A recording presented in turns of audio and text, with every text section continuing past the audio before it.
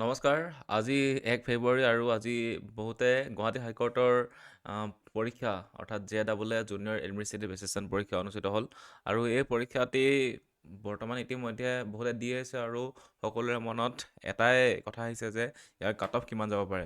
আৰু তাতকৈ বেছি ডাঙৰ কথাটো হৈ গৈছে যে এইবাৰ যোনখন কোৱালিফাইং পেপাৰ আছিল সেই কোৱালিফাইং পেপাৰখন যোনখন অসমীয়া 20টা কুৱেশ্যন আহিছিল তাৰ ভিতৰত 8 মাৰ্কছ পাব লাগিব। 8 মাৰ্কছ পালেহে আপোনালোকে এই পৰীক্ষাটিত আপোনালোকে বাকীখিনি যোনখিনি 100টা কুৱেশ্যন সেইকেইটা চেক কৰা হ'ব।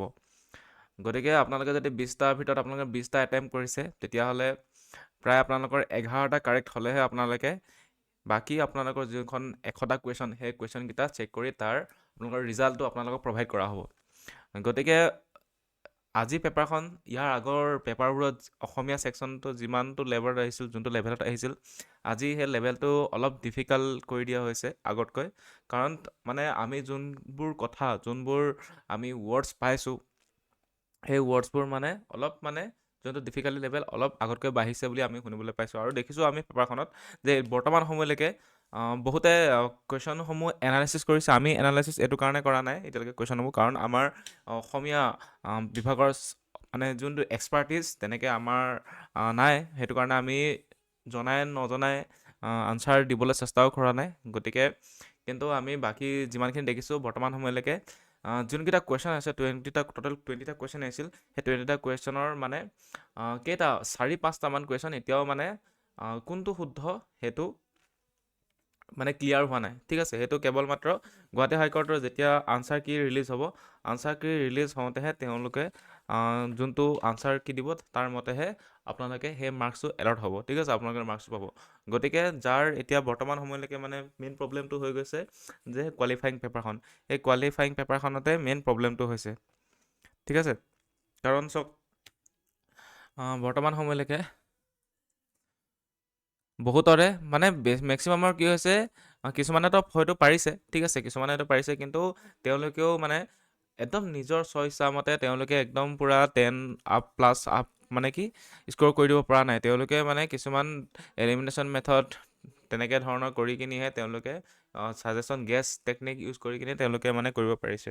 ঠিক আছে, গতিকে বেছিভাগৰে মানে 11, 12 এনেকুৱা ধৰণত মানে ৰখি আছে মানে কাৰেক্ট হৈছে নে নহৈছে।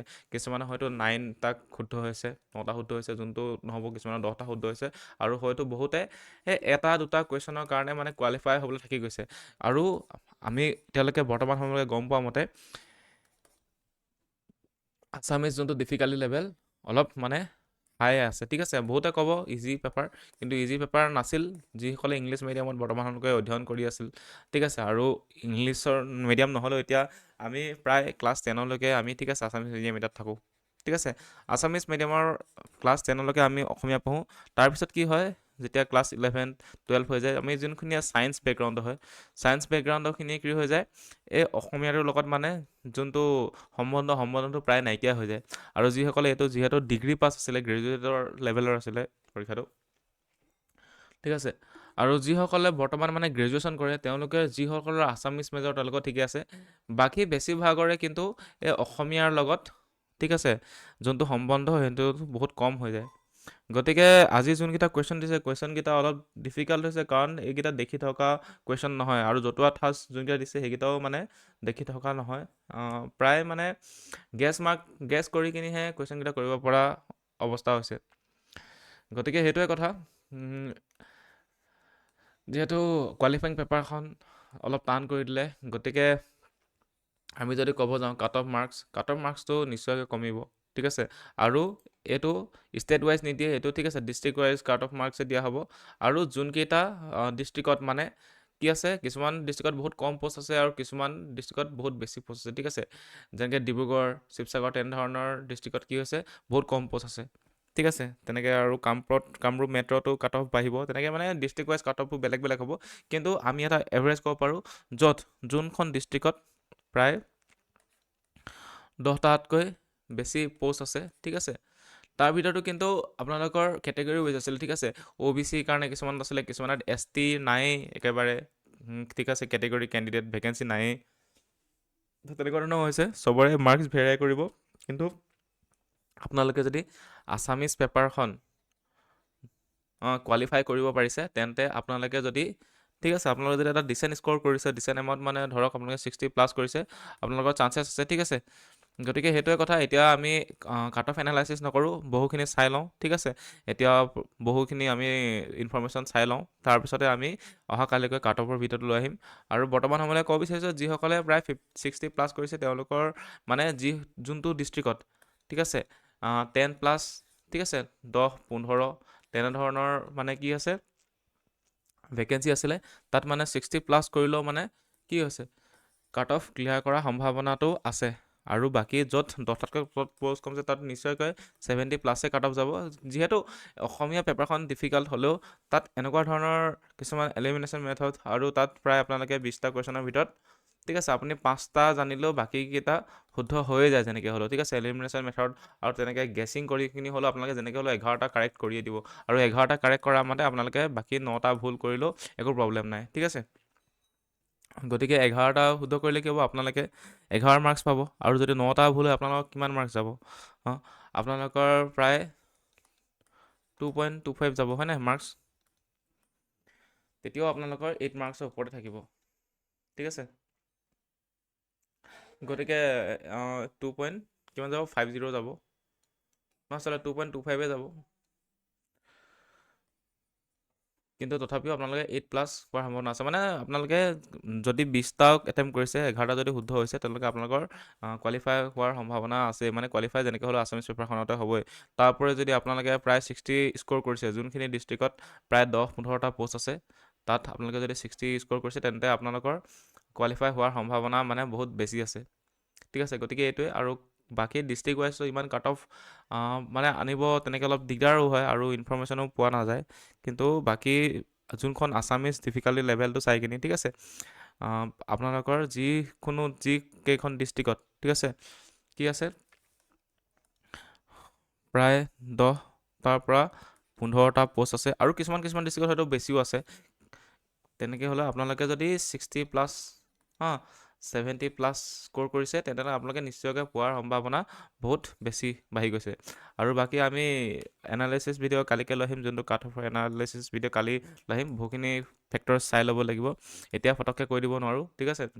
আৰু বাকী যোনখিনি আপোনালোকে আছামিজৰ কোৱালিফাইং পেপাৰখন চাই আছে, আৰু আছামিজ কোৱালিফাইং পেপাৰখন এতিয়াও বৰ্তমান সময়লৈকে 4টামান কুৱেশ্যনৰ কি হৈছে এতিয়ালৈকে যোনটো কাৰেক্ট আনচাৰ কি এই বৰ্তমান সময়লৈকে অহা নাই, ঠিক আছে। বহুতৰ মতে বহুত আনচাৰ ওলাই আছে, ঠিক আছে, আমি দেখি আছোঁ। আৰু আপোনালোকেও সেইটো নিশ্চয় দেখিছে। কিন্তু বহুত শিক্ষকৰ মতে বেলেগ আনচাৰবোৰ আহি আছে। মানে তাৰ যেতিয়া মানে উইথ প্ৰুফ যোন বুকছ NCERT বুকছ NCERTটো নহ'বই আচলতে, SCERT বুকছ নহ'লে অসমীয়া যোনখন অসমীয়া ডিক্সনাৰী থাকে ন, অসমীয়া অভিধান, সেই অভিধানত থকা, আৰু যেতিয়া SCERT বুকছ নাই কোনোবা ৰিলায়েবল চ'ৰ্চৰ পৰা যেতিয়া আপোনালোকে ইনফৰমেশ্যনবোৰ পাব, তেতিয়াহে আপোনালোকে মানে মানি ল'ব যে য়েছ এইটো আনচাৰ কাৰেক্ট হয় বুলি, ঠিক আছে। কাৰণ এতিয়া আজিকালি ChatGPTৰ জামানা, ঠিক আছে। ChatGPTত আপোনালোকে আনচাৰ মাৰি দিয়াৰ লগে লগে আপোনালোকক ChatGPTয়ে যিটো কৈ দিব, ৱেবৰ পৰা যোনটো মানে আনচাৰ লোৱা হয়, সেইটো আনচাৰ কেতিয়াও শুদ্ধ নহয়, ঠিক আছে। যোনটো ৱেবছাইটৰ পৰা আপোনালোকে যোনটো আনচাৰ কিবা এটা যদি আপোনালোকে চ'ৰ্চ পাই কিনি এইটো আনচাৰ দিছে, সেইটো আনচাৰটো শুদ্ধ নহয় বুলি নকওঁ, কিন্তু মানে যোনবোৰ ডাউট থাকে সেইটো আপুনি শুদ্ধ বুলি মানি ল'ব নোৱাৰিব, মানে ৰিলায়েবল চ'ৰ্চ নহয়। যদি SCERT বুকছ ঠিক আছে, SCERT বুকছ আৰু যোনটো আছামিজ অভিধান হেমকোষ হওক, বাকী অসমীয়া অভিধান, তাত যোনকেইটা ৱৰ্ডছ লিখা আছে, সেই ৱৰ্ডছত যদি আপোনালোকে কিবা পাইছে, নহ'লে পূৰ্ণ অসমীয়া ব্যাকৰণত যদি পাইছে, সেইকেইটা ৰিলায়েবল চ'ৰ্চৰ পৰাহে আপোনালোকে ক'ব পাৰিব যে হয় যে কুৱেশ্যনটো শুদ্ধ হৈছে। গতিকে বৰ্তমান সময়লৈকে এতিয়াও মানে অহা নাই যে কোনটো শুদ্ধ কোনটো ভুল। গতিকে যিসকলৰ 9টা 10টা শুদ্ধ 11টা এইকেইটাত লটকি আছে, এইকেইটাত আপোনালোকে ৰখি আছে যে আছামিজ কোৱালিফাইং পেপাৰখনত, ঠিক আছে। প্ৰায় কিমান কাৰোবাৰ 8.5 হৈছে, কাৰোবাৰ 7.75 হৈছে, তেওঁলোকে এতিয়াও অপেক্ষা কৰক। ঠিক আছে, আনচাৰ কি লৈ অপেক্ষা কৰক, নহ'লে ৰিলায়েবল চ'ৰ্চৰ পৰা চাওক যে আনচাৰটো শুদ্ধ হৈছে নে নহৈছে। তাৰপিছতে আপোনালোকে এতিয়া ভাগি নপৰিব, ঠিক আছে। আৰু বাকী কাট অফৰ ভিডিঅ'টো সেইটোৱে যে ডিষ্ট্ৰিক্ট ৱাইজ বেলেগ বেলেগ হ'ব, আৰু য'ত 10ৰ পৰা 15লৈকে আপোনালোকৰ কি কৈছে ভেকেঞ্চি আছে তাত আপোনালোকে ক্লিয়াৰ কৰাৰ সম্ভাৱনা আছে, ঠিক আছে। তাত যদি আপোনালোকে 60+ পাইছে, 70+ পাইছে, তেতিয়াহ'লে আপোনালোকে ক্লিয়াৰ কৰাৰ সম্ভাৱনা আছে। যিহেতু কিমান হ'ব, 1:5 ৰেচিঅ'কে চিলেক্ট কৰা হ'ব। যদি এখন ডিষ্ট্ৰিক্টত কিমান আছে, এখন ডিষ্ট্ৰিক্টত যদি পষ্ট আছে প্ৰায় কিমানটা, 15টা নহয় আচলতে 20টা ধৰি লৈছোঁ। 20টা যদি আছে তেতিয়াহ'লে ইয়াত 100টা, ইয়াৰ এগেইনষ্টত 100টা মানে কি হ'ব, চিলেক্ট হ'ব, ঠিক আছে। গতিকে সেই সিমানটোৱে আৰু য'ত 10ৰ পৰা 15লৈকে আছে তাত যদি 60+ কৰিছে আপোনালোকে পোৱাৰ সম্ভাৱনা অলপ আছে। গতিকে অহাকালিকৈ কাট অফৰ ভিডিঅ' আনিম। আপোনালোকৰ পৰীক্ষাবোৰ কেনে হৈছে তলত জনাব, ঠিক আছে, কমেণ্ট বক্সত জনাব। বাকী আহিছোঁ ইমানেই, আৰু কাট অফৰ ভিডিঅ'টো আপোনালোকে কালিকৈ পাই যাব।